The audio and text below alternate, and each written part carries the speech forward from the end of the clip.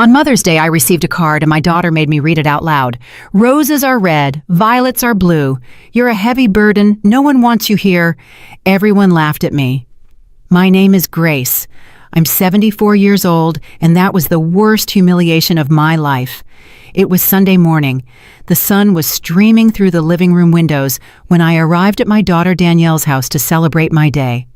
I was wearing my favorite green dress, the one that always made me feel elegant. I had brought fresh flowers and sweet treats for my grandkids. "Grandma Grace!" the little ones shouted, running toward me. Their hugs filled my heart with joy. For a moment, everything seemed perfect.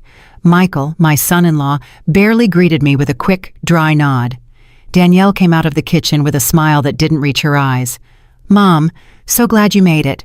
We have a special surprise for you." I sat on the sofa surrounded by my family. The grandkids settled at my feet, full of anticipation. Danielle pulled a pink card from her purse and handed it to me. "It's from all of us, Mom. Read it out loud so everyone can hear." My hands trembled slightly as I opened the envelope. The card had little flower drawings the kids had made. How sweet, I thought. I started to read in a clear, excited voice. "Roses are red, violets are—" My voice cracked. The next words hit me like punches. "You're a heavy burden. No one wants you here. Your time has passed. It's time for you to go. Signed, your family who can't stand you anymore." The silence was deafening for 3 eternal seconds. Then Michael started to laugh, a cruel, mocking laugh. Danielle covered her mouth, but I could see she was laughing too. Even the kids, not fully understanding, started to giggle because the adults were. "Did you see your face, Mom?" Danielle said between laughs. "You should have seen yourself, Michael. Did you get a picture?" My heart shattered. Tears began to roll down my wrinkled cheeks. The card fell from my trembling hands to the floor. "It's just a joke, Mom," Danielle continued, but there wasn't an ounce of remorse in her voice. "Don't take it so seriously. You've always been so dramatic." Michael walked over and picked up the card from the floor. "Yeah, Grace, we were just playing around. But you know," he paused uncomfortably, "lately you've been a bit too present. Maybe you should consider other options." "Other options?" I asked, my voice breaking. "Well, you know," Danielle said, sitting in front of me, "there are some really good senior living communities for people your age, places where you can be with people like you. You'd be more comfortable." The word senior living rang in my head like a death sentence. My own children wanted to get rid of me like I was old junk. But I thought, my voice was barely a whisper, I thought I was coming to celebrate Mother's Day with you. "And you are, Mom," Michael interjected in a condescending tone. "It's just time to be realistic. You're not young anymore. You need special care, and we have our own lives." The grandkids looked at me, confused. The oldest, barely 8 years old, came over and took my hand. "Grandma, why are you crying?" Before I could answer, Danielle pulled him away. "Come here, son. Grandma's fine. She's just being sentimental." I sat there, feeling more alone than I had ever felt in my life. On the day that was supposed to celebrate my motherhood, my own daughter had publicly humiliated me, turning me into the family's cruel joke. I slowly got up, my legs shaking. I should just go." "Okay, Mom." Danielle didn't even stand up to say goodbye. "We'll call you later." I walked to the door with what dignity I had left, but inside my world had completely fallen apart. That night, in my empty house, I cried until there were no more tears. But something had changed in me. The humiliation had woken up something that had been dormant for years. It was time for my family to learn the truth about who Grace really was. The next day, I blocked all of them. But first, I needed to remember how I had arrived at such a painful moment. I sat in my favorite armchair, the same one where I had nursed Danielle 45 years ago, and let the memories flow like a movie in my mind. It all started when I was 29 years old. Danielle's father abandoned us when she was only 3. One morning, he simply wasn't there. He left a note on the kitchen table. "I can't do this life. I'm sorry." He didn't even say goodbye to his daughter. I remember that night holding Danielle as she cried, asking for her dad. "Daddy had to go far away, my love," I whispered, promising myself that she would never go without anything. And I kept that promise. I worked double shifts at the textile mill for 15 years. My hands were full of calluses from sewing uniforms late into the night. Every extra cent I saved for Danielle's education. When she was 17 and wanted to study nursing, I sold my mother's jewelry. It was the only valuable thing I owned. But I saw the bright eyes of my daughter talking about her dream, and I didn't hesitate for a second. "Mommy, are you sure?" she asked me that day. "Completely sure, my love. Your education is the most important thing." During her 5 years of university, I worked weekends cleaning offices. I would come home with a wrecked back. But when I saw Danielle studying at the dining room table, it was all worth it. The day of her graduation, I cried with pride. "We did it, Mommy," she said, hugging me tight. "This wouldn't have been possible without you." Later, she met Michael. At first, I liked him. He was polite, hardworking, and seemed to genuinely love her. When they got married, I paid half of the wedding. It was $12,000 that I had saved for years, but I wanted my daughter to have the wedding of her dreams. "Mom, this is too much," Danielle protested when I handed her the check. "Nonsense," I said, smiling. "It's the most important day of your life. You deserve it." When they bought their first home, I gave them the down payment, $25,000. It was all I had saved, but seeing them happy in their new home filled me with satisfaction. Then the grandkids arrived, 2 beautiful little ones who became the light of my life. When Danielle returned to work after her maternity leave, I became their free babysitter. Every day for 3 years, I walked 6 blocks to their house at 6 in the morning. I made the kids breakfast, dressed them, took them to the park, fed them, bathed them, and read them stories. When Danielle came home from work, the house was clean and the children were happy. "I don't know what we'd do without you, Mom," Danielle used to tell me in those days. "You're an angel." But gradually, something changed. The thank yous became less frequent. My opinions about the children started to be considered as interference. When I suggested that the youngest needed to see the pediatrician for his persistent cough, Michael told me, "Grace, we're the parents here." The first time they spoke to me like that, I stayed quiet. I thought maybe I had been too nosy. Then the subtle comments started. "Mom, you don't have the energy you used to for watching the kids." "Grace, I think you got the kids' vitamins confused again. Maybe you should rest more at home." But I kept going every day. I kept helping. I kept giving my all. 2 years ago, when Michael lost his job, I started giving them $500 a month so they wouldn't lose the house. "It's just temporary," they said, "just until Michael finds something better." Michael found a new job 6 months later, but they never told me to stop sending the money. They just kept receiving it as if it were their right. When the kids needed new computers for school, I paid $2,000 without being asked. When Danielle's car broke down, I gave them $4,000 for the repairs. When they wanted to remodel the kitchen, I contributed $8,000. Little by little, I became the silent provider, the one who was always there to solve their financial problems, but who was no longer invited to important family decisions. A year ago, Danielle organized a family dinner for Michael's birthday. I found out by chance when one of my grandkids mentioned the secret party they had. "Why didn't you invite me?" I asked Danielle over the phone. "Oh, Mom, it was a really small thing, just the 4 of us. We thought you'd be bored." But I saw the photos on social media. There were 20 people, Michael's relatives whom I knew well. Everyone had been invited, except me. That night, I cried in silence, but I told myself it must have been an oversight. Oversights became a routine. They forgot to call me on my birthday. They canceled our lunch dates. When I showed up unannounced, they always seemed annoyed by the interruption. But the final straw came 3 months ago. I was at their house helping with dinner when I overheard Michael talking on the phone on the patio. "Yeah, my mother-in-law lives alone. She's getting really dependent. No, she's not sick, but you know how they are at that age. Yes, we're looking at options to move her to a proper place." I froze behind the door. My own son-in-law was planning to get rid of me like I was old furniture. That night, I couldn't sleep. I had given my whole life, all my money, all my love to this family, and now I was just an obstacle they wanted to get rid of. But they didn't know something very important about me, something I had kept secret for decades. My mother, before she died, had told me about a family property in Nassau, Bahamas, that I inherited when I turned 70. It was a beachfront condo that had been rented out for decades. The money had been accumulating in an account I never touched.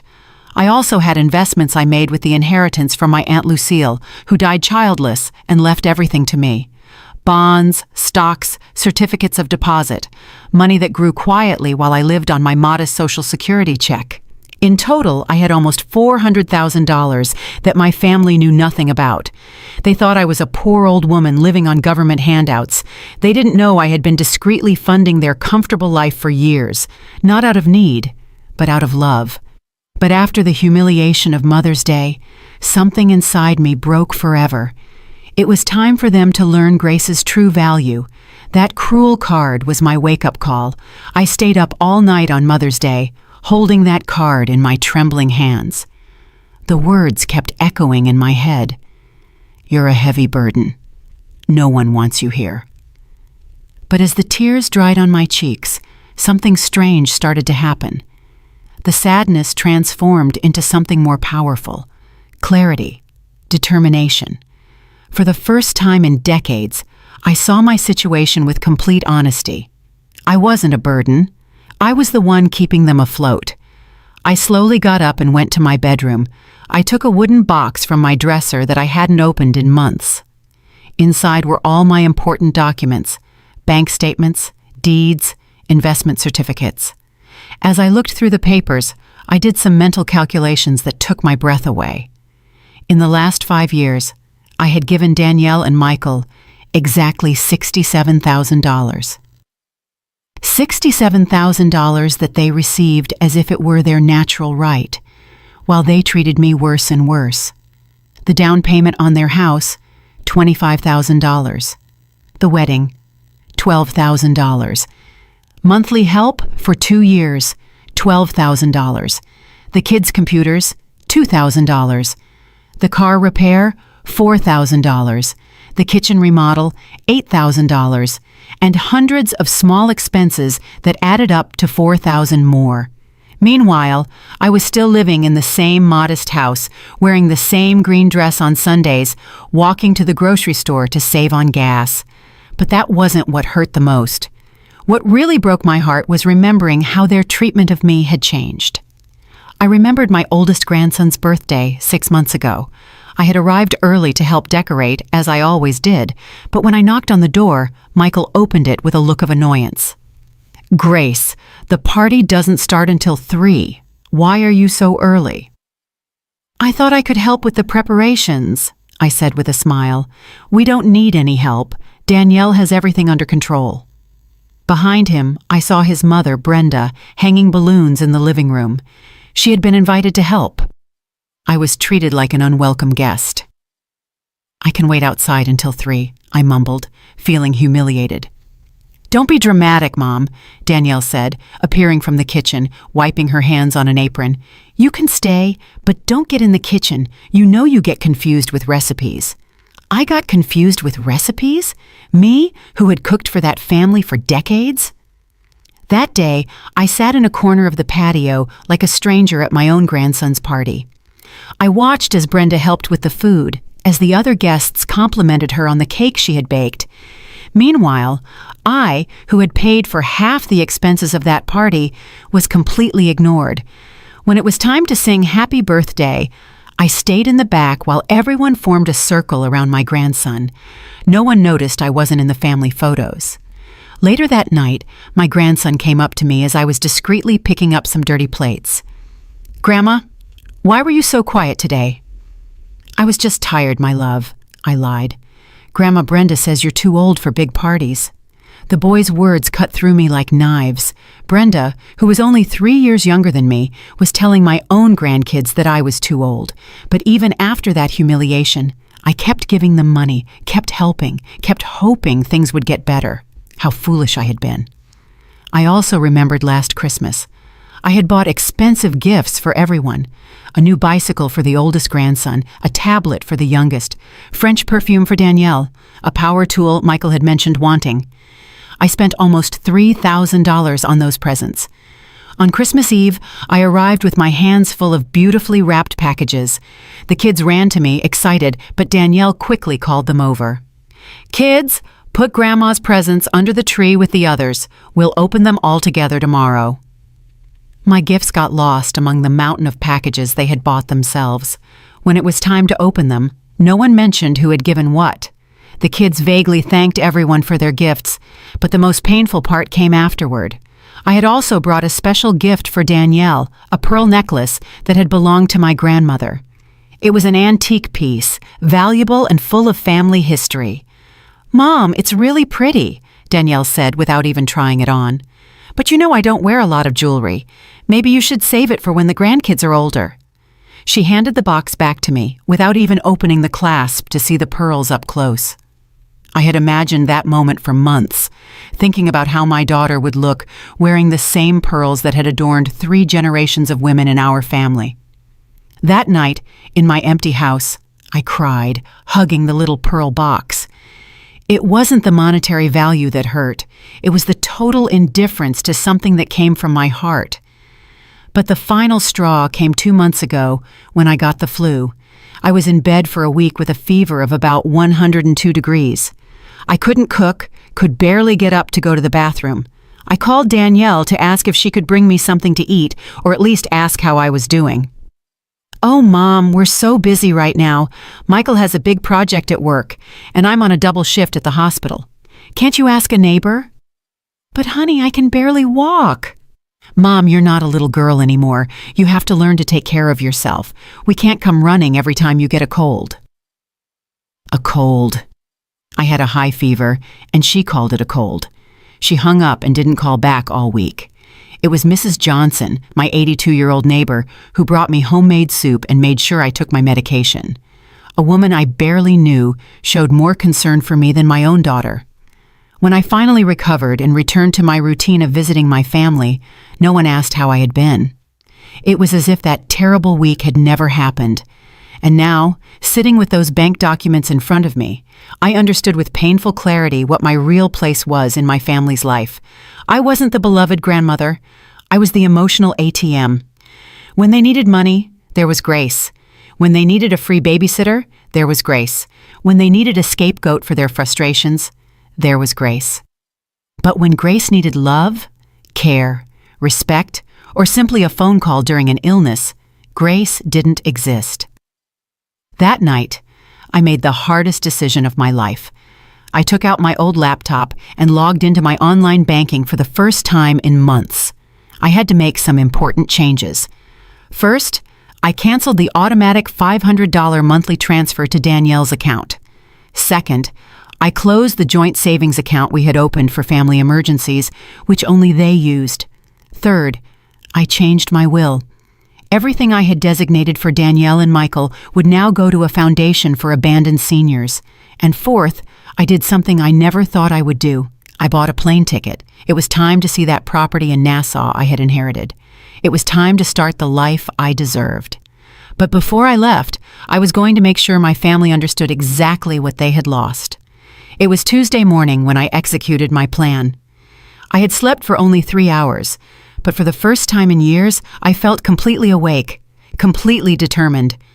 I got dressed in my most elegant gray suit, the one I had bought for Danielle's university graduation, but had barely worn. I carefully applied my makeup and styled my hair into a sophisticated bun.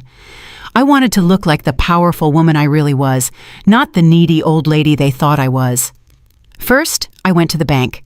My financial advisor, Mr. Henderson, was surprised to see me so early. "Mrs. Grace, how can I help you today?" "I need to make several important changes to my accounts," I said, in a firm voice. Over the next 2 hours, I completely reorganized my finances. I canceled all the automatic transfers to Danielle's accounts. I closed the joint account we had opened 3 years ago. I transferred money from my investments to my main checking account. "Are you sure about these changes, ma'am?" Mr. Henderson asked, clearly worried. "These are very big moves." Completely sure. It's my money, and I can do what I want with it. Then I went to my lawyer's office, Mr. Franklin, who had handled my family's legal affairs for decades. I need to completely change my will, I announced without preamble. Mr. Franklin, an older man who had known me since Danielle was a child, took off his glasses and looked at me with concern. Grace, is everything okay? This is a very drastic change. Everything is perfectly fine. For the first time in years, I see things with total clarity. I explained exactly what I wanted. Everything I had designated for Danielle and Michael would now go to a foundation for homeless seniors. I also established a trust for my grandkids that they could only access when they turned 25, and only if they maintained genuine contact with me, not out of family obligation. Grace, don't you think you should think about it for a few more days? These decisions are irreversible. I've had 74 years to think about it, Mr. Franklin, and the last 5 years have taught me everything I needed to know. I signed the documents with a steady hand. There was no shaking, no doubt. My next stop was the travel agency. I had researched my property in Nassau all night. It was a 3-bedroom condo in a beautiful neighborhood. It had been rented for years by a property management company, generating income that was accumulating in a Bahamian account I had never touched. I want to fly to Nassau this Friday, I told the travel agent. Is it a tourist trip, ma'am?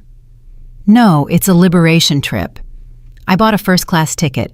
If I was going to start my new life, I would do it in style. But before I left, I had to do one more thing. I had to write the letters. I got home at noon and sat down at my desk. I took out elegant letterhead I had bought years ago but never used. It was time to explain to my family exactly what had happened. The first letter was for Danielle. My dearest daughter, by the time you read this letter, I will be on my way to Nassau, where I will live in the property I inherited from my family that you didn't know existed. I have made the decision to cut all financial support I have been giving you for the past few years. The $500 a month you received has been permanently canceled. The joint account you used for emergencies has been closed. Don't take this as a punishment, but as a lesson in independence that I should have taught you a long time ago. For decades, I gave you everything I had. My time, my money, my energy, my unconditional love. But at some point, you decided that I was a burden instead of a blessing. The Mother's Day card was simply the last straw. But the problem started much earlier, when you stopped seeing me as your mother and started seeing me as your personal maid and private bank. I have changed my will. My inheritance will now be given to people who truly value generosity and family love. Your children will have access to a trust when they turn 25, but only if they prove they can maintain a genuine relationship with me. Do not look for me for money. Do not call me to ask me to come back. Do not send the grandkids to emotionally manipulate me. If you really want to get your mother back, you're going to have to prove that you value me for who I am, not for what I can give you. Your mother, who has finally learned to value herself, Grace. The second letter was for Michael. Michael, I never saw you as just my son-in-law. I accepted you as the son I never had, but you turned me into the awkward mother-in-law you wanted to get rid of. I heard your phone conversation 3 months ago when you were talking about finding a proper place to move me, as if I were old furniture getting in the way. What you didn't know is that a proper place was always in my hands. I have a property in Nassau, investments that generate more money than you make in a year, and the financial freedom to live wherever and however I choose. For years, I quietly funded your comfortable lifestyle. I paid for repairs, helped with expenses, covered emergencies. I did it out of love, not obligation. But you interpreted my generosity as weakness, my availability as dependency, my love as an annoyance. Now, you will have to stand on your own 2 feet. After I finished the letters, I put them in an envelope and left them on my coffee table, ready to be discovered. Then I sat in my living room, smiling. It had taken me 74 years, but I had finally learned the most important lesson of my life. You teach people how to treat you by what you are willing to accept. For decades, I accepted crumbs of love because I was afraid of being alone. But it turns out that being alone was infinitely better than being with people who didn't respect me. And now that I had learned that, I wasn't really alone at all. I was free. I was going to Nassau. And for the first time in a long, long time, I was excited about my life.